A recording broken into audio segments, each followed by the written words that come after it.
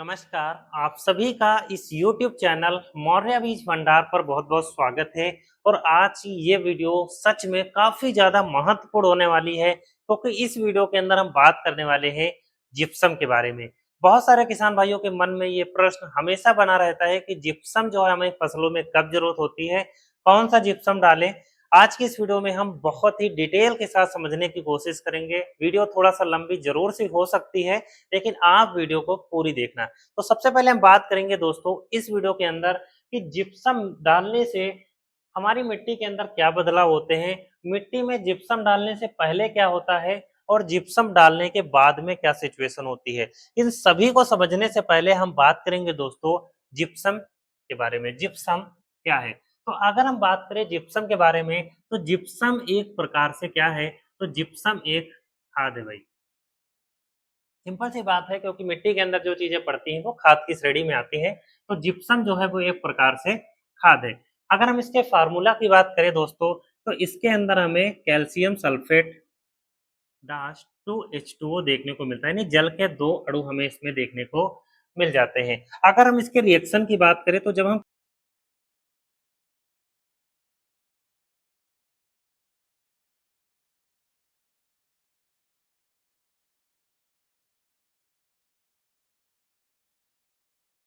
ये भाई इसकी एक केमिकल प्रोसेस है, जो कि हमें उद्योगों के अंदर देखने को मिलता है। जब कंपनियां जो है वो बनाती हैं आपका एसएसपी, और इसके साथ जब सल्फ्यूरिक एसिड का निर्माण होता है, तब हमारी जो है वो उद्योगों के अंदर जो है वो जिप्सम बनता है। तो ये एक औद्योगिक निर्माण की प्रक्रिया है जो उद्योगों के अंदर बनती है। अगर हम बात करें जिप्सम की, तो जिप्सम मार्केट में भाई आपको बहुत सारे जो सरकार के माध्यम से जिप्सम आपको मिलते हैं भाई साहब ब्लॉक स्तर पर, वो जिप्सम होते हैं आपके प्राकृतिक जिप्सम। प्राकृतिक जिप्सम क्या होते हैं कि जब बहुत ही ज़्यादा लाखों वर्षों तक समुद्र का पानी वाष्पीकृत होता है, तो ऐसी स्थिति में तलहट से धीरे-धीरे करके जो चट्टानों का निर्माण होता है, उसे हम प्राकृतिक जिप्सम कहते हैं। दोस्तों अगर हम बात करें, तो जिप्सम का फार्मूला जैसे मैंने आपको बताया था कि होता है कैल्शियम सल्फेट। इसके अंदर हमें कैल्शियम देखने को मिलता है और दूसरा हमें सल्फर देखने को मिलता है। कैल्शियम की बात करें, तो इसके अंदर हमें 23% जो है वो कैल्शियम देखने को मिलता है, और 18% हमें इसके अंदर जो है वो जिप्सम सल्फर देखने को मिल जाता है। तो ये दो तत्व हमें देखने को मिलते हैं। जिप्सम जो है वो हम किस फसल के लिए जरूरत होती है?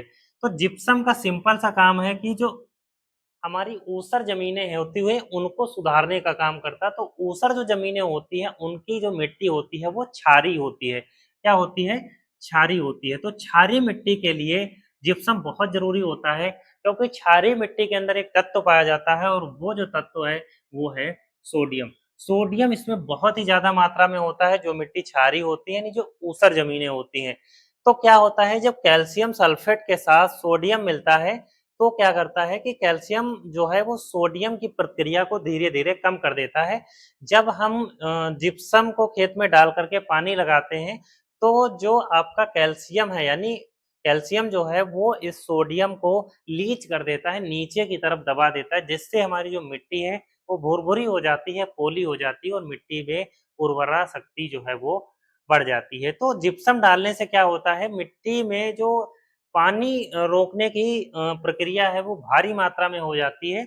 इसके अलावा मिट्टी को ये भुरभुरा बनाती है, मिट्टी को लचीला बनाती है, पानी निकास में बेहतर सपोर्ट करती है, कैल्शियम और सल्फर की आपूर्ति करती है, जिससे जो है वो जड़ों का ज़्यादा विकास होता है, और फाइनल हमें ज़्यादा से ज़्यादा जो उत्पादन है वो देखने को मिल जाता है। तो मिट्टी में जिप्सम देने के हमें ये कुछ फ़ायदे देखने को मिलते हैं। इसके अलावा सल्फर जो है वो तेल वर्गीय फसलों के लिए काफ़ी ज़्यादा इम्पोर्टेंट है, तो जो तिलहनी फसल है, उनके लिए सल्फर जो है वो तेल की मात्रा को बढ़ाने और ज़्यादा उपज देने का काम करता है। अब हम बात करते हैं कि जिप्सम जो है हमें कितनी मात्रा में देना चाहिए। भाई देखिए, ये जो है वो बहुत सारे किसान भाइयों के मन में प्रश्न रहता है, कितनी मात्रा में देना चाहिए, कब देना चाहिए? सारी चीजें इस वीडियो के अंदर हम बात करेंगे। सबसे पहले अगर हम बात करें, तो दोस्तों बहुत सारे प्रकार की फसलें होती हैं, जिसमें कुछ फसलें होती हैं जिसे हम चना है, मूंग है, उड़द है।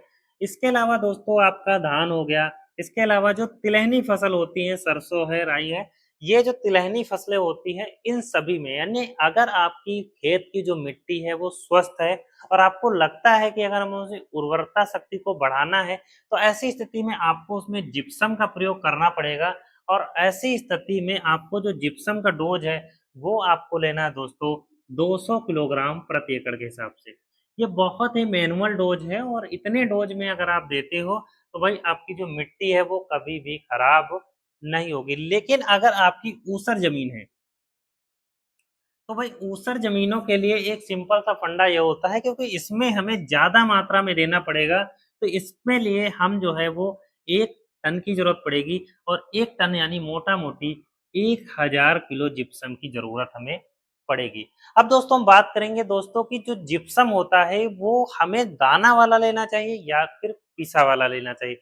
तो जितना ज़्यादा महीन जिप्सम होगा, जितना ज़्यादा बारीक होगा, उतना अच्छा ये मिट्टी के साथ सेट होगा और उतना ही अच्छा आपको रिज़ल्ट देगा। अब हम बात करेंगे कि जो जिप्सम होता है, उसको हमें खेत में किस प्रकार से देना चाहिए। देखिए जिप्सम डालने के बाद अगर हम जुताई करते हैं तो बहुत ही अच्छा रिज़ल्ट मिलता है और ऊसर ज़मीनों के अंदर जिप्सम डालें, फिर जुताई करें और बाद में हम उसमें पानी भर दें। जितना ज़्यादा हम पानी भरेंगे और पानी के माध्यम से जो आपका उसमें नमक या सोडियम वगैरह होगा, वो धीरे-धीरे नीचे की तरफ लीच हो जाएगा और आपकी मिट्टी में जो उर्वरता शक्ति है वो बढ़ जाएगी। बात करेंगे कि ऊसर ज़मीन क्या जिप्सम से ही सुधर सकती है? तो भाइयों आपको उसको सुधारने के लिए कई सारी प्रोसेस से गुज़रना पड़ता है। आप उसमें जिप्सम डालिए, जिप्सम डालने के बाद आप उसमें गहरी जुताई करें और उसके बाद आप पानी भर दें और पानी भरने के बाद आप उसको फिर जुताई करें और फिर आप उसमें ढैंचा का बीज मूँग के साथ मिला कर के आप बो दें। उसके बाद आपको क्या करना है कि जब आपका ढैंचा कटने वाला हो जाए, तो उसमें आपको पीएसबी कल्चर का स्प्रे मार देना है पूरे के पूरे ढैंचा की फसल पर और फिर आपको उसको काट कर ज़मीन के अंदर जो है वो दबा देना है और उसके बाद आपको उसमें वाटर यानी कि पानी भर देना है और आप अगर ये 1 साल प्रोसेस यानी 2 बार ढैंचे की फसल करते हो, तो जो ऊसर ज़मीन है वो बहुत ही बेहतरीन तरीके से सुधर जाती है। दोस्तों उम्मीद है मुझे कि जिप्सम से संबंधित जो भी समस्या आप सभी दोस्तों की बन सकती थी, मैंने बहुत ही डिटेल के साथ बताने की कोशिश की है। इस वीडियो के लिए एक लाइक तो ज़रूर से बनता है। मन होगा तो सब्सक्राइब कर दीजिएगा दोस्तों। फिर मिलते हैं इसी प्रकार की नेक्स्ट वीडियो के साथ। तब तक के लिए जय हिंद, जय भारत।